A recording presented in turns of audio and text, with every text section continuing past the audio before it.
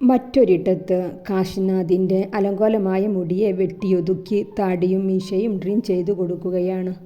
കുളി കഴിഞ്ഞ് ഫ്രഷായി ബാത്റൂമിൽ നിന്നും ഇറങ്ങി വരുന്ന കാശിയെ ഗോവിന്ദനോട് സംസാരിച്ച് നിൽക്കുന്ന ദുർഗ കണ്ടതും അവൾ ഒരു നിമിഷം അവനെ തന്നെ നോക്കി നിന്നുപോയി.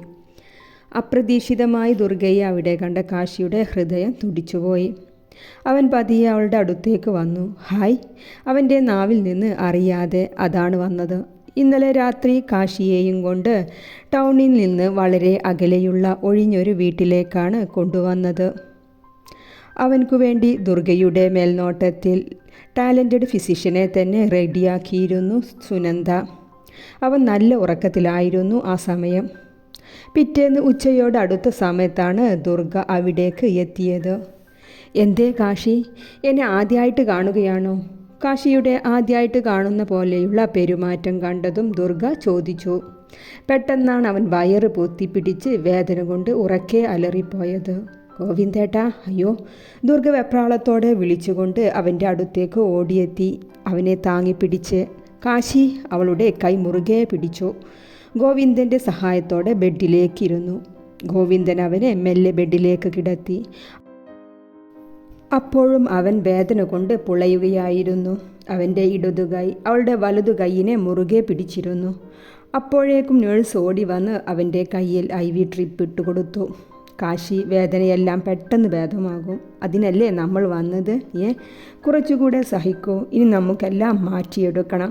പഴയ ആ ബിസിനസ് ടൈക്കൂൺ കാശിനാഥ് ആക്കി മാറ്റിയെടുക്കണം. അവൾ അവൻ്റെ കൈത്തണ്ടയിൽ തലോടിക്കൊണ്ട് പറഞ്ഞു. ഗോവിന്ദൻ പുറത്തേക്ക് പോയി, കൂടെ നേഴ്സും. കാശി തൻ്റെ അരികെ ഇരിക്കുന്നവളെ ഉറ്റുനോക്കിക്കൊണ്ടിരിക്കുകയാണ്. അവൻ്റെ കൈകളിൽ അപ്പോഴും അവളുടെ കൈ ഉണ്ടായിരുന്നു. നീ എൻ്റെ മുന്നിലെത്തിയില്ലെങ്കിൽ ഈ കാശി എന്നേക്കുമായി ഭ്രാന്തനായി പോകുമായിരുന്നു. നിന്നെ എൻ്റെ മുന്നിലെത്തിച്ച ദൈവത്തോട് ഒരുപാട് നന്ദിയുണ്ട്. അങ്ങനെ അല്ല കാശി, നിന്നെ എൻ്റെ മുന്നിലെത്തിച്ച ദൈവത്തോട് ഞാനാണ് നന്ദി പറയേണ്ടത്. ഞാൻ ഇന്നിങ്ങനെ സ്വതന്ത്രമായി ജീവിക്കാനുള്ള പ്രചോദനം അത് ഈ കാശിയായിരുന്നു. ഈ കാശിനാഥിൻ്റെ മനുഷ്യത്വമായിരുന്നു. അല്ലെങ്കിൽ ഞാൻ എന്നേക്കും ഉൾവലിഞ്ഞു പോകുമായിരുന്നു. കാശി ആ വേദനക്കിടയിലും ഒന്ന് പുഞ്ചിരിച്ചു. അവൻ്റെ കണ്ണുകൾ മയക്കത്തിലേക്ക് പോയി തുടങ്ങുന്നുണ്ടായിരുന്നു. ദുർഗ, എൻ്റെ മുന്നോട്ടുള്ള ജീവിതത്തിൽ നിൻ്റെ സാന്നിധ്യം ഞാൻ ആഗ്രഹിച്ചു തുടങ്ങുന്നു. നിൻ്റെ പേരിൻ്റെ കൂടെ എൻ്റെ പേര് ചേർക്കാൻ ഞാൻ ആഗ്രഹിക്കുന്നു. എൻ്റെ നിഴലിൻ്റെ നിൻ്റെ നിഴലിനെ ചേർക്കാൻ ഞാൻ ആഗ്രഹിക്കുന്നു. അവൻ പറഞ്ഞുകൊണ്ട് അങ്ങനെ മയക്കത്തിലേക്ക് പോയി. ദുർഗയ്ക്ക് അവൻ്റെ വാക്കുകൾ ഓരോന്നും നെഞ്ചിലേക്ക് തുളച്ചു കയറുന്ന പോലെ തോന്നി. അവൻ്റെ കണ്ണുകൾ അടഞ്ഞതും അവൾ അവൻ്റെ കൈക്കുള്ളിൽ നിന്ന് പതിയെ തൻ്റെ കൈ എടുത്തു മാറ്റി അവൻ്റെ കൈയിനെ തലോടിക്കൊടുത്തു. വടക്കേടത്തെ വീട്ടിലേക്കുള്ള കൂറ്റൻ ഗേറ്റ് കടന്ന് മഹാദേവൻ്റെ കാർ കയറി വന്നു. അയാൾ ഡ്രൈവർ സീറ്റിൽ നിന്നും ഇറങ്ങി. കൂടെ ഡ്രൈവർ സീറ്റിൽ നിന്ന് ഡോക്ടർ നാസറും. കോളിംഗ് ബെൽ പ്രസ് ചെയ്ത് ഇരുവരും ചുറ്റും കണ്ണോടിച്ചുകൊണ്ട് ഡോർ തുറക്കുന്നതും വെയിറ്റ് ചെയ്തു നിന്നു. വേലക്കാരി ജാനു ഡോർ തുറന്നു. ജഗന്നാഥൻ കാരണവരില്ലേ? മഹാദേവൻ ഗൗരവത്തിൽ ചോദിച്ചു. ആ, അകത്തുണ്ട്. വെള്ളിയാർ നിലത്തെ മഹാദേവൻ വന്നെന്ന് പറയൂ, അയാൾ അവളെ അടിമുടി നോക്കിക്കൊണ്ട് പറഞ്ഞു. ജാനു തിരിഞ്ഞു നടന്നു. ജഗന്നാഥനും കൗസല്യയും കൃഷ്ണനും ലിവിംഗ് റൂമിൽ ഇരിക്കുകയാണ്. ആരാണ് ജാനു? കൗസല്യാണ്. വെള്ളിയാർ നിലത്തെ മഹാദേവനാണെന്നാണ് പറഞ്ഞത്. ഓ, അവരെ ഓഫീസിൽ റൂമിലേക്ക് ഇരുത്ത്. എന്തിനാണ് ഇങ്ങോട്ട് വരേണ്ട ആവശ്യമാവോ? ജഗന്നാഥൻ സ്വയം പറയുകയാണ്. എന്തിനാണ് അച്ഛാ അവരകത്തേക്ക് ക്ഷണിക്കുന്നത്? കൗസല്യ ഇഷ്ടപ്പെടാത്ത പോലെ ചോദിച്ചു. അവർ വന്നത് എന്തിനാണെന്ന് അറിയണ്ടേ കൗസല്യ? ചേച്ചി, എനിക്ക് തോന്നുന്നത് ദുർഗ ഞാൻ പറഞ്ഞതനുസരിച്ച് കാശിയെ എന്തെങ്കിലും ചെയ്തു കാണും. അതുകൊണ്ടാകും ഡോക്ടർ നാസറിൻ്റെയും മഹാദേവൻ്റെയും വരവ്. കൃഷ്ണൻ ഉത്സാഹത്തോടെ പറയുകയാണ്. എന്ത് മറുപടി കൊടുക്കും കൃഷ്ണ നീ? നോക്കട്ടെ, അവർ ചോദിക്കുന്നതിനുള്ള മറുപടി എൻ്റെ കയ്യിലുണ്ട് ചേച്ചി. ഞാൻ പോയി നോക്കട്ടെ, നീ ഇവിടെ ഇരിക്ക്. അവരുടെ കൂടെ പോകാൻ നിന്ന കൗസല്യയെ ജഗന്നാഥൻ തടഞ്ഞു. അവർക്ക് ഇരിക്ക പൊറുതിയില്ല. അവർ ചെവിയും കൂർപ്പിച്ച് ഓഫീസ് റൂമിൻ്റെ അടുത്തായി സ്ഥാനം പിടിച്ചു. മഹാദേവൻ വന്നെന്ന് അറിഞ്ഞതും നിർമ്മല അവർക്കടുത്തേക്ക് വന്നു നിന്നു. എന്നാൽ പെങ്ങളാണെന്ന ഒരു ഓർമ്മ കൂടിയില്ല അയാൾക്ക്. ഒന്ന് നോക്കുക കൂടി ചെയ്തില്ല അവളെ. എന്ത് ധൈര്യമുണ്ട് നിനക്ക് ഇങ്ങോട്ട് വരാൻ? ജഗന്നാഥൻ പുച്ഛത്തോടെ അവരോടൊന്ന് ഇരിക്കാൻ കൂടി പറയാതെ ചോദിച്ചു. വെള്ളിയാർ നിലത്തുള്ളവർക്ക് ധൈര്യത്തിന് കുറവൊന്നുമില്ല കാരണവരെ. ഞങ്ങളുടെ കുട്ടിയെ ഇവിടുത്തെ കൊച്ചുമകൾ തട്ടിക്കൊണ്ടുപോയി. ആഹാ, നോക്ക് കൃഷ്ണ, ഇവൻ എന്താ പറയണേ? ഇവൻ്റെ കുട്ടിയോ? അത് ഏത്? അയാൾ വീണ്ടും പുച്ഛം കലർത്തിക്കൊണ്ട് തന്നെ ചോദിച്ചു. ഏയ്, നിങ്ങളുടെ ഡോക്ടർ കൊച്ചുമോൾ ഡോക്ടറാണെന്നും പറഞ്ഞ് എൻ്റെ ഏട്ടൻ്റെ വയ്യാത്ത മകനെയും കൊണ്ട് ഒളിച്ചോടിപ്പോയി. അവനെ അന്വേഷിച്ചു വന്നതാണ് ഞങ്ങൾ. ഓ, ഒളിച്ചാടി പോയെങ്കിൽ പോയെടുത്ത് അന്വേഷിക്കുക. ഇവിടെ തൻ്റെ ഏട്ടൻ്റെ മകനൊന്നുമില്ല. സാർ, ഞങ്ങൾ വഴക്കിന് വന്നതല്ല. അവർ ഇരുവരുടെയും സംസാരം വഴക്കിലെത്തുമെന്ന് തോന്നിയതും ഡോക്ടർ നാസർ ഇടപെട്ടു. ഞങ്ങൾ കാശിയെ കൊണ്ടുപോകാൻ വന്നതാണ്. നിങ്ങളുടെ ഡോക്ടർ മകൾ ഡോക്ടർ എത്തിക്സിന് നിരക്കാത്ത പ്രവൃത്തി ചെയ്തു. ഞങ്ങളുടെ പേഷ്യൻറ്റിനെ കടത്തിക്കൊണ്ട് പോയിട്ടുണ്ട്. അതിനെതിരെ ഞങ്ങൾ കേസ് ഫയൽ ചെയ്യാൻ പോവുകയാണ്. അതിൻ്റെ മുൻപൊന്ന് അന്വേഷിക്കാമെന്ന് കരുതി. എൻ്റെ മകൾ നിങ്ങളുടെ പേഷ്യൻറ്റിനെ കൊണ്ടുപോയി എന്നതിൽ എന്താ തെളിവ്? കൃഷ്ണൻ ഗൗരവത്തിൽ തന്നെ ചോദിച്ചു. ഓ, തെളിവോ? ഇന്നലെ കാശിനാഥിനെ കാണാതായി. 2 മണിക്കൂറിനുള്ളിൽ നിങ്ങളുടെ മകൾ ദുർഗ ജോബ് റിസൈൻ ചെയ്തെന്ന ഇമെയിൽ അയച്ചു. ഞങ്ങൾക്ക് ഉറപ്പുണ്ട് ഇതിൻ്റെ പിന്നിൽ നിങ്ങളുണ്ടെന്ന്. ഒരു നരുന്ത് പോലെയുള്ള പെണ്ണ് തൻ്റെ കുടുംബത്തിൻ്റെ സഹായമില്ലാതെ എങ്ങനെ ഇത് ചെയ്യും? ഞങ്ങൾക്ക് ഉറപ്പുണ്ട് നിങ്ങളുടെ മകളെ ഉപയോഗിച്ച് ഞങ്ങളോട് പക വീട്ടുകയാണെന്ന്. മിസ്റ്റർ കൃഷ്ണൻ, മഹാദേവൻ ദേഷ്യത്തോടെ തട്ടിക്കേറുകയാണ്. ഏയ്, നിങ്ങളുടെ കാശിനാഥ് ഇവിടെയില്ല. നിങ്ങൾക്ക് പോകാം. കൃഷ്ണൻ പുറത്തേക്കുള്ള വാതിലേക്ക് ചൂണ്ടിക്കൊണ്ട് പറഞ്ഞു. മഹാദേവൻ്റെ ചുണ്ടിൽ പുച്ഛം നിറഞ്ഞു നിന്നു. കാശി ഇവിടെ ഇല്ലെങ്കിൽ പിന്നെ എവിടെ? സോറി മിസ്റ്റർ, അത് അന്വേഷിക്കാൻ ഞങ്ങളുടെ ജോലിയല്ല. കൃഷ്ണൻ യാതൊരു ഭാവഭേദവുമില്ലാതെ അവർക്ക് മറുപടി കൊടുത്തു. കൃഷ്ണൻ, ഇത് അത്ര സിമ്പിളല്ല. പോലീസ് ഓർഡർ കൊണ്ട് ഞങ്ങൾ ഇവിടെ തിരയും. പിന്നെ നിങ്ങൾക്ക് തന്നെ പേരുദോഷം. അത് ഓർത്തോ കാരണവരെ. ഈ സമയമാണ് ദുർഗ കയറി വരുന്നത്. വന്നോ ഡോക്ടർ? എവിടെ കാശിനാഥ്? എവിടെ കൊണ്ട് ഒളിപ്പിച്ചോ നീ? എന്താ നിങ്ങൾ പറഞ്ഞു വരുന്നത്? കാശിനാഥ് എവിടെയെന്നോ? ദുർഗയും അഭിനയം തുടങ്ങിക്കഴിഞ്ഞു. പെണ്ണെ, ഓവർ സ്മാർട്ട് ആകാതെ. നീയും നിന്റെ തന്തയും ഇതായി കിഴവനും കൂടി അവനെ എവിടെ ഒളിപ്പിച്ചു? സത്യം പറയ് പെണ്ണെ. എൻ്റെ ക്ഷമ പരീക്ഷിക്കാതെ. മഹാദേവൻ ക്ഷമ കെട്ടിരുന്നു. അയാളുടെ സംസാര ശൈലിയും മാറി തുടങ്ങി.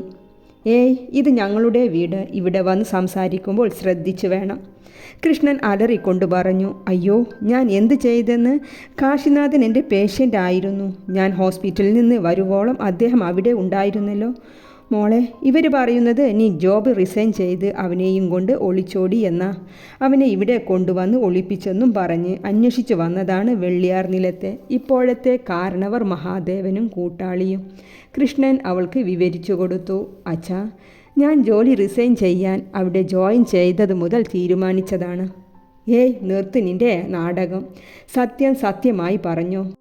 എൻ്റെ മകൻ രൂപേഷ് നിന്നെ പ്രണയനാടകം കളിച്ച് ചതിച്ചതിനുള്ള പക തീർക്കാൻ നിൻ്റെ അച്ഛനെയും മുത്തശ്ശനെയും കൂട്ടുപിടിച്ച് അവനെ തട്ടിക്കൊണ്ടുപോയതല്ലേ? ഓ, അതാണോ നിങ്ങളുടെ ഒക്കെ മനസ്സിൽ? മഹാദേവൻ, എന്നാ പോയി തെളിയിക്ക്. ആദ്യം അത് തെളിയിച്ചിട്ട് വാ രണ്ടാളും. അല്ലാതെ വീട്ടിൽ വന്ന് പിച്ചും പേയും പറയാൻ നിൽക്കാതെ. ഞാൻ തെളിയിക്കും. തെളിയിച്ചിട്ട് ഞാൻ വരുന്നുണ്ട് നിൻ്റെയൊക്കെ മുന്നിൽ. നാസർ, ഇവറ്റകളെ പൂട്ടാനുള്ളതൊക്കെ എൻ്റെ കയ്യിലുണ്ട്. മഹാദേവൻ അവരെ പരിഹസിച്ചുകൊണ്ട് പുറത്തേക്ക് പോയി.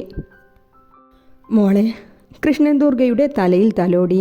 അച്ഛൻ ഒരിക്കലും പ്രതീക്ഷിച്ചില്ല എൻ്റെ കുട്ടി അത് ചെയ്യുമെന്ന്. ആ കാശിനാഥിനെ നീ എന്ത് ചെയ്തു എന്ന് അച്ഛൻ അറിയണ്ട. അച്ഛന് സന്തോഷമായി മോളെ. അവനെ തിരഞ്ഞ് അവർ അങ്ങനെ അലയട്ടെ. അതാണ് അച്ഛന് കാണേണ്ടത്. എൻ്റെ കുഞ്ഞ് അച്ഛൻ്റെ അഭിമാനമാണ്. അയാൾ മകളെ ചേർത്ത് പിടിച്ച് നെറ്റിയിൽ ചുംബിച്ചു. അച്ഛൻ്റെയും മകളുടെയും സ്നേഹപ്രകടനം കണ്ടുകൊണ്ടാണ് രേണുകയും കൗസല്യയും അങ്ങോട്ട് വരുന്നത്. കാശിയെ കാണാത്തതിൽ കൃഷ്ണൻ്റെ സന്തോഷം നിർമ്മലയ്ക്ക് കണ്ടു നിൽക്കാൻ തോന്നിയില്ല. അവൾ അവിടെ നിന്നും തൻ്റെ റൂമിലേക്ക് പോയി. എന്താ ഇവിടെ? ഇവളെ ഇങ്ങനെ പൂവിട്ട് പൂജിക്കാൻ ഇപ്പോൾ എന്താ ഉണ്ടായത്? കൗസല്യക്ക് കൃഷ്ണൻ ദുർഗയെ അംഗീകരിച്ചത് പിടിക്കുന്നില്ല. ചേച്ചി, ഇന്ന് എൻ്റെ കുട്ടി ചെയ്ത എല്ലാ തെറ്റും ഞാൻ ക്ഷമിച്ചു. ക്ഷമിക്കാൻ പറ്റിയ തെറ്റല്ലേ നിൻ്റെ പൊന്നുമോൾ ചെയ്തത്? കൗസല്യ ചുണ്ടുകോട്ടി മുഖം തിരിച്ചുകൊണ്ട് പറഞ്ഞു. തെറ്റെല്ലാവർക്കും പറ്റും ചേച്ചി. എൻ്റെ കുഞ്ഞ് തെറ്റിനുള്ള പ്രായശ്ചിത്തം ചെയ്തിട്ടുണ്ട്. നമ്മുടെ ശത്രുവിൻ്റെ രക്തത്തെ തിരഞ്ഞ് 4 പാടും ഓടുന്നുണ്ട് അവർ. ഇവളാണ് അതിൻ്റെ കാരണം. അയാൾ ദുർഗയെ ഒന്നുകൂടെ ചേർത്ത് പിടിച്ചുകൊണ്ട് പറഞ്ഞു. ഒരുപാട് ആഗ്രഹിച്ച് സ്നേഹം സച്ചിനിൽ നിന്ന് കിട്ടിയ തുടങ്ങിയ ദുർഗയ്ക്ക് നിർത്തി പറയാൻ തോന്നിയില്ല. അവൾക്ക് അച്ഛൻ്റെ സ്നേഹം നഷ്ടപ്പെടുമോ എന്ന് ഭയം തോന്നിപ്പോയി. നോക്ക് രേണു, നമ്മുടെ മോൾ ഇന്ന് നമ്മുടെ അഭിമാനമാണ്. എൻ്റെ കുഞ്ഞ് ക്ഷീണിച്ചു വന്നതല്ലേ, അച്ഛൻ്റെ കൈകൊണ്ടുണ്ടാക്കിയ ജ്യൂസ് കൊണ്ടുവരാം ഞാൻ. അയാൾ അവളെ പിടിച്ച് കുഷ്യനിലേക്ക് ഇരുത്തി അടുക്കളയിലേക്ക് നടന്നു. ഒരു നിമിഷം രേണുകയും ആ സ്നേഹം നിലനിൽക്കാൻ ആഗ്രഹിച്ചുപോയി. എന്താ അപ്പുകിൽ, ഇത്രയും പറയാൻ ഇവിടെ ഇപ്പോൾ എന്താ ഉണ്ടായേ? ഇത്രയും കാലം ഞാൻ ഈ കുടുംബത്തിന് വേണ്ടി ചെയ്തതൊന്നും ആർക്കും കണ്ണിലില്ല. ഇവൾ എന്തൊക്കെയോ ചെയ്തെന്നും പറഞ്ഞ് തലയിൽ കയറ്റി വെച്ചിരിക്കുന്നു. കൗസല്യക്ക് പണ്ടേ ഉള്ള സ്വഭാവമാണ്. അവളേക്കാൾ ആർക്കും പ്രാധാന്യം കൊടുക്കരുത്. തൻ്റെ വാക്കിനപ്പുറം ആ വീട്ടിൽ ആരും ശ്വസിക്കാൻ പോലും പാടില്ല എന്ന രീതി. ചേച്ചി, ഇപ്പോൾ ഇത് പറയേണ്ട കാര്യമെന്താ? അവളുടെ അച്ഛൻ അവളെ താലോലിക്കുന്നു എന്ന് കരുതി ചേച്ചിക്ക് കുശുമ്പ് കയറേണ്ട എന്ത് ആവശ്യമാണ്? രേണുക ദേഷ്യത്തോടെ പറഞ്ഞ് ദുർഗയെ എഴുന്നേൽപ്പിച്ച് അവരുടെ റൂമിലേക്ക് നടന്നു. കൗസല്യ ചുണ്ടും കൂർപ്പിച്ച് അവർ പോകുന്നതും നോക്കിയിരുന്നു. മോളെ, എന്തൊക്കെയാണ് ഞാൻ കേൾക്കുന്നത്? നിന്റെ അച്ഛൻ്റെ വാക്കും കേട്ട് നീ വല്ല അവിവേകവും ചെയ്തോ? മുറ്റത്ത് പോലീസ് വന്നു നിൽക്കുന്നു മോളെ. അമ്മ, അവളെന്തോ പറയാൻ നിന്നപ്പോഴാണ് കൃഷ്ണൻ ജ്യൂസുമായി കയറി വരുന്നത്. മോളെ, ഇന്നാ ഇത് കുടിക്ക്. ആര് വന്ന് വിളിച്ചാലും വാതിൽ തുറക്കണ്ട. അച്ഛനെല്ലാം നോക്കിക്കൊള്ളാം. കൃഷ്ണൻ അവളുടെ തലയിൽ തലോടി രേണുകയെ ഒന്ന് നോക്കി റൂമിന് പുറത്തേക്ക് ഇറങ്ങി. അവളുടെ റൂമിൻ്റെ ഡോർ വാളിച്ചടച്ചു. മുറ്റത്തെ ലോണിൽ 1.5 മണിക്കൂറോളം ജഗന്നാഥനും കൃഷ്ണനും പോലീസ് ഇൻസ്പെക്ടറുമായി സംസാരിച്ചു. പോലീസ് അവിടെ നിന്നും പോയി. മഹാദേവൻ്റെ അന്വേഷണത്തിൽ കാശിയെ എവിടെയും കണ്ടെത്താൻ കഴിഞ്ഞില്ല. സുനന്ദയുടെ അഭിനയം വെള്ളിയാർ നിലം വീട്ടിലും തുടർന്നു. ഭക്ഷണവും ഉറക്കവുമില്ലാതെ അവർ മകനു വേണ്ടി അഭിനയിച്ചു. ദിവസങ്ങൾ ആഴ്ചകളായി കടന്നുപോയി.